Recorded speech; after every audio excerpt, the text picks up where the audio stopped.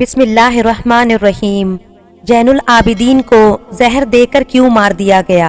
حضرت زین العابدین کہ جنہیں امام سجاد بھی کہا جاتا ہے، وہ 10 محرم 61 ہجری میں کربلا کے میدان میں موجود تھے، لیکن بہت زیادہ بیمار ہونے کی وجہ سے وہ اس جنگ میں حصہ نہ لے سکے۔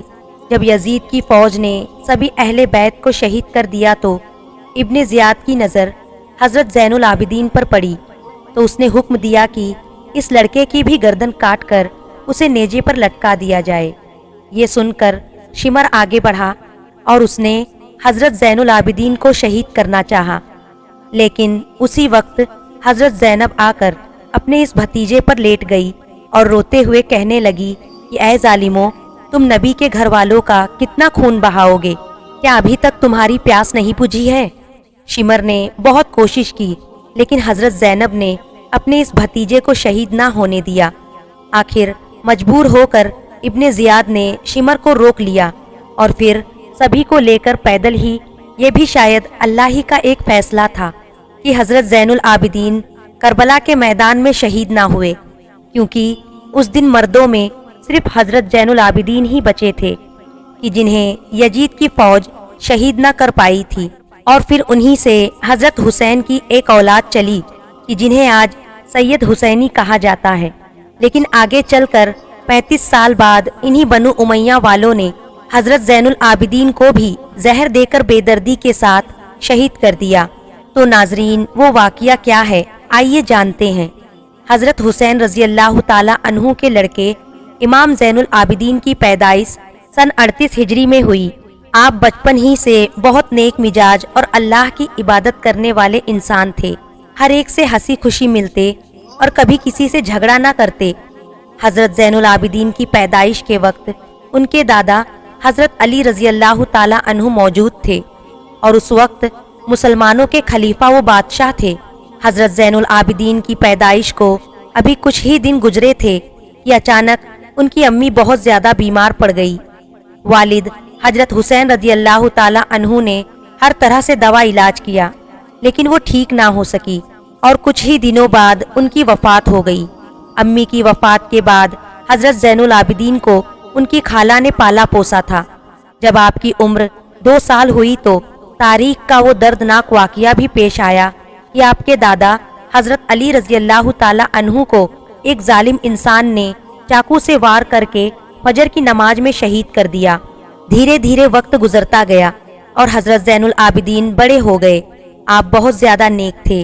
جب بھی نماز کا وقت ہوتا اور آپ وضو کرنے کے لیے پانی لے کر بیٹھتے تو چہرے کا رنگ بدل جاتا، جسم کانپنے لگتا۔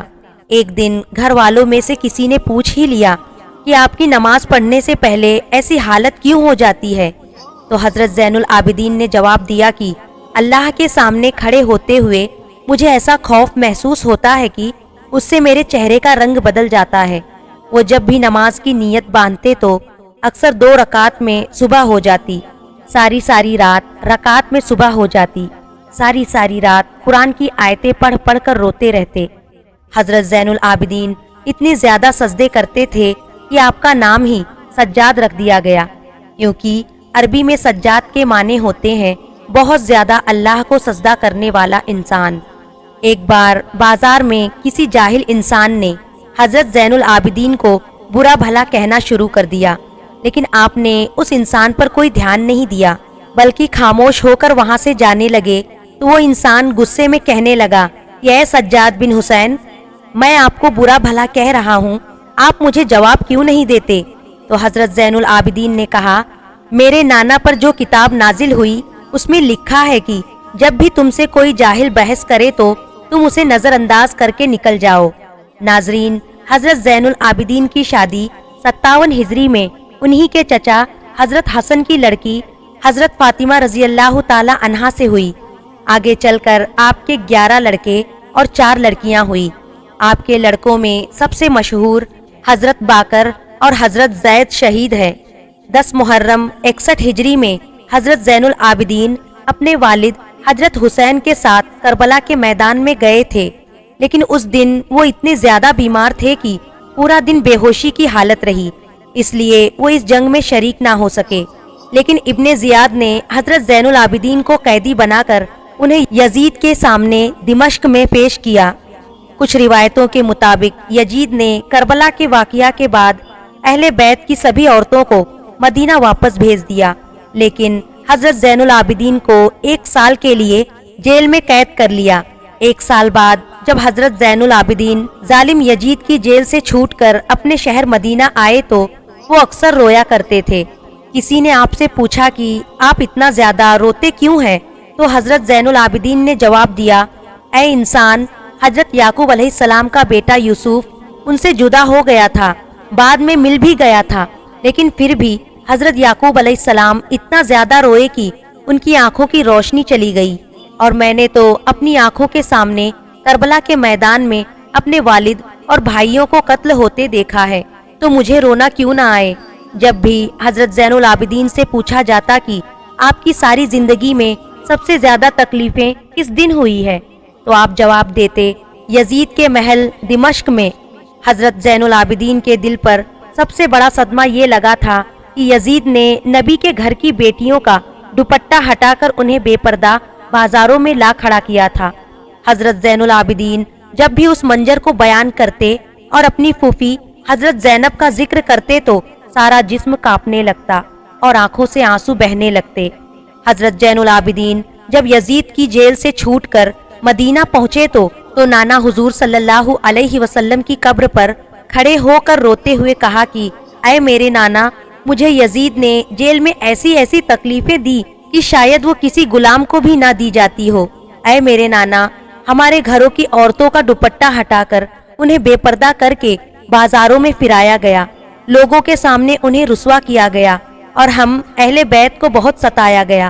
یزید کی حکومت ختم ہو گئی، اور جب کئی سالوں کے بعد عبد الملک بن مروان بادشاہ بنا تو اسے ہر وقت یہ ڈر ستاتا کہ کہیں حضرت زین العابدین کھڑے ہو کر اپنی حکومت کا اعلان نہ کر دے،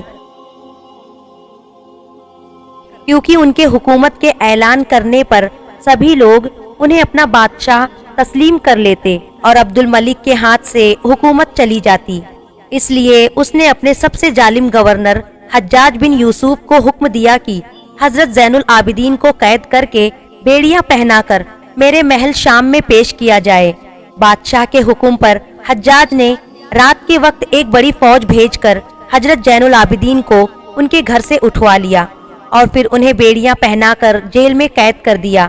لیکن انہی دنوں کسی نے بادشاہ عبد الملک کو سمجھایا کہ آپ یہ گناہ نہ کریں، کیونکہ آج تک بنو امیہ کے جن جن بادشاہوں نے اہل بیت کے لوگوں کو ستایا ہے تو ان کی حکومت کا خاتمہ بہت جلد ہو گیا، اور حضرت زین العابدین کو حکومت سے کوئی تعلق نہیں، وہ تو بس ہر وقت نماز و روزے میں لگے رہتے ہیں، انہیں عبادت کے علاوہ کسی سے سروکار نہیں، اس لیے انہیں ان کی حالت پر چھوڑ دو۔